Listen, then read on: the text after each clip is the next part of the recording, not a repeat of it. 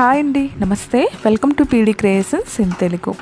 ఈరోజు ఒక sweet recipe చూపించబోతున్నానండి.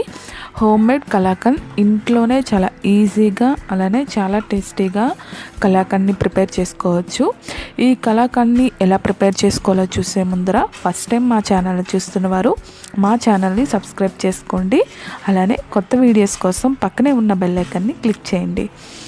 కలాకండ్ని ఎలా తయారు చేసుకోవాలో చూసేద్దాం. స్టవ్ వెలిగించి స్టవ్ పైన అడుగు మందంగా ఉండే పాత్రని పెట్టుకోండి, లేదా నాన్ స్టిక్ ప్యాన్ అయినా పెట్టుకోవచ్చండి. అందులో 1 లీటర్ వరకు ఫుల్ క్రీమ్ మిల్క్ని యాడ్ చేసుకోండి. నేను లీటర్ పాలు తీసుకుంటున్నానండి. మంటని మీడియం ఫ్లేమ్లోనే పెట్టుకొని పాలు పొంగొచ్చేంత వరకు మరిగించుకోవాలి. ఇలా మధ్య మధ్యలో గరిటెతో కలుపుతూ మరిగించుకోండి. ఆ మేగడ అనేది మరలా ఆ పాలలోకే మిక్స్ అయ్యేటట్టు గరిటెతో కలుపుకోవాలి.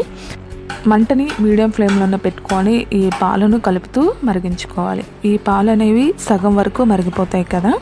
ఇలా 1/2 లీటర్ అయిన తర్వాత ఇందులో 1/2 కేజీ వరకు పంచదారని యాడ్ చేసుకోండి. నేను తీసుకున్న లీటర్ పాలకి 1/2 కేజీ పంచదార సరిపోతుందండి. మీకు ఇంకా స్వీట్నెస్ సరిపోదు అనిపిస్తే ఇంకొద్దిగా యాడ్ చేసుకోవచ్చు. ఇలా వేసుకున్న తర్వాత పంచదారని బాగా కరగనివ్వండి. ఇలా పంచదార కడిగిన తర్వాత ఈ అంచులకి మిగడ అంటనివ్వకుండా చూసుకోండి. ఒక బౌల్ తీసుకొని అందులో 2 స్పూన్స్ వరకు నిమ్మరసాన్ని తీసుకోండి. అందులోని ఇంకొక 2 స్పూన్స్ వరకు వాటర్ని యాడ్ చేసుకొని బాగా కలిపి ఇలా రోలింగ్ బాయిలింగ్ అవుతున్న పాలల్లో యాడ్ చేసేసుకోవాలి.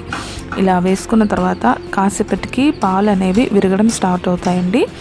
ఈ పాలు విరిగే టైంలోని మంటని వెంటనే సిమ్లో పెట్టేసుకోండి. హై ఫ్లేమ్లో పెట్టొద్దండి, ఎందుకంటే కలాకండ్ గట్టిగా వచ్చేస్తుంది. సిమ్లో పెట్టుకొని బాగా కలుపుకుంటూ ఇలా పూసగా వచ్చేటట్టు కలాకండ్ని తీసేసుకోవడమే చాలా ఈజీ అండి.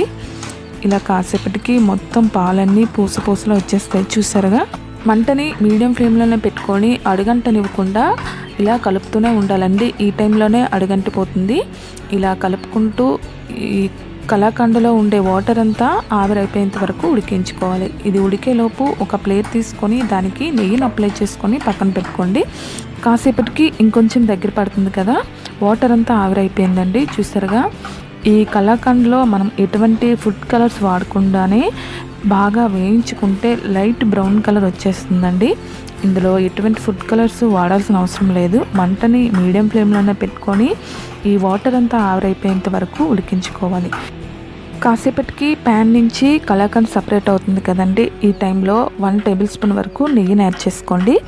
నెయ్యిని యాడ్ చేయడం వల్ల అడుగంటిపోకుండా అలానే కలాకండ్ అనేది తినేటప్పుడు నెయ్యి ఫ్లేవర్ వస్తుంది కదా.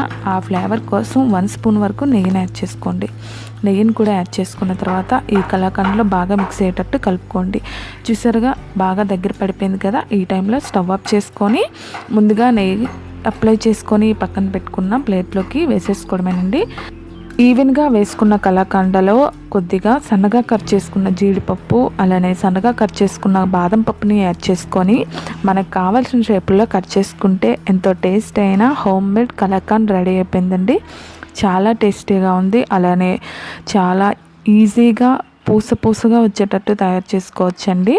ఎటువంటి ఫుడ్ కలర్స్ వాడకుండానే నేచురల్గా మనం ఇంట్లోనే ప్రిపేర్ చేసుకోవచ్చండి. మీరు కూడా ఈ కలాకండ్ని ఒకసారి ప్రిపేర్ చేసి మీకు ఎలా వచ్చిందో మీ ఫీడ్బ్యాక్ని నా కామెంట్ రూపంలో తెలియజేయండి. అలానే ఈ వీడియో మీకు నచ్చినట్టయితే మీ ఫ్రెండ్స్కి మీ రిలేటివ్స్కి షేర్ చేసి లైక్ చేయండి. Thank you for ever watching.